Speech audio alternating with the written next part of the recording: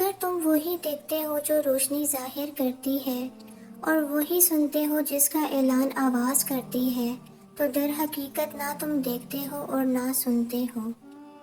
یہ اپنوں کا فرض ہوتا ہے کہ ایک دوسرے کے لیے پریشان ہونا۔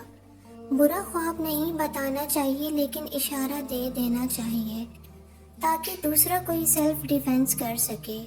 ہمیں دوسروں کے بارے میں خواب میں اشارے اسی لیے آتے ہیں تاکہ ہم ان کو خبردار کر سکیں۔ ایک کل وہ ہے جو آج کے بعد آئے گا، اس کے لیے تو سب سوچتے ہیں، اور ایک کل وہ ہے جو اس دنیا سے رخصت ہونے کے بعد آئے گا، جسے آخرت کہتے ہیں۔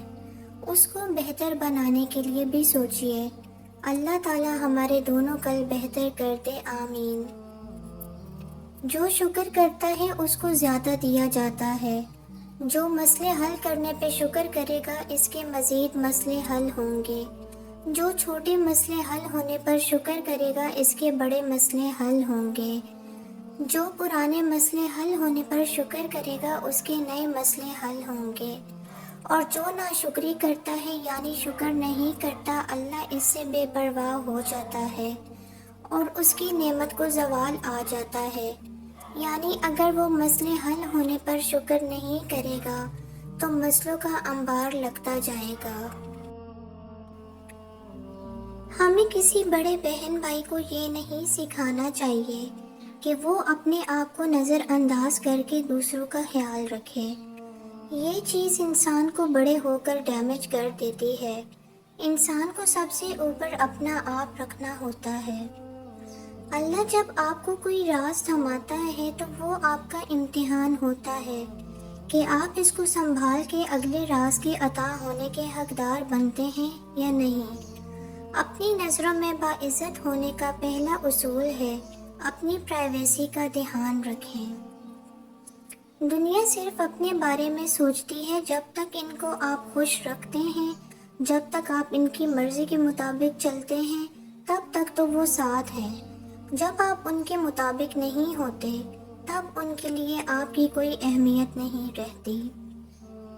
ہم بدتمیز، گھمنڈی، بد کردار، بد اخلاق خود نہیں بنتے، ہمیں بنایا جاتا ہے۔ لوگ بناتے ہیں کچھ اپنے اور کچھ باہر والے، لیکن جب ان سارے القابات پر پورے اترتے ہیں تو سب سے زیادہ انہی کو چبھتے ہیں جنہوں نے ہمیں اس مقام تک پہنچایا ہوتا ہے۔ ماہر نفسیات ڈاکٹر سیٹ کا کہنا ہے، کسی میں بھی اتنی جرأت نہیں ہوتی جو ہماری بے عزتی کر سکے۔ یہ موقع ہم خود ہی لوگوں کو دیتے ہیں۔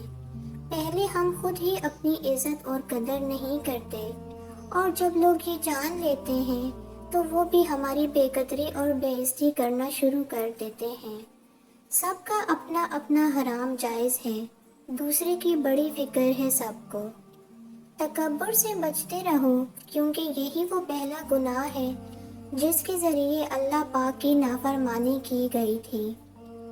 انسان سب سے زیادہ بیوقوف تب بن جاتا ہے جب وہ خود کو زیادہ عقل مند سمجھنے میں لگا ہوا ہوتا ہے۔